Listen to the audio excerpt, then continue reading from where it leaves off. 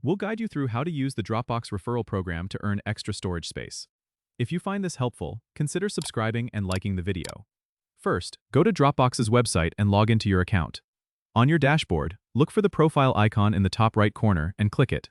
From the drop-down menu, select Settings to access your account details. Once you're in the Settings menu, navigate to the Plan tab. Here, you'll find different options related to your current plan. Look for the Earn More Space section. This is where the referral program comes in. Click on Invite a Friend to start.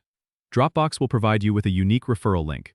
You can copy this link and share it with your friends via email, social media, or however you prefer.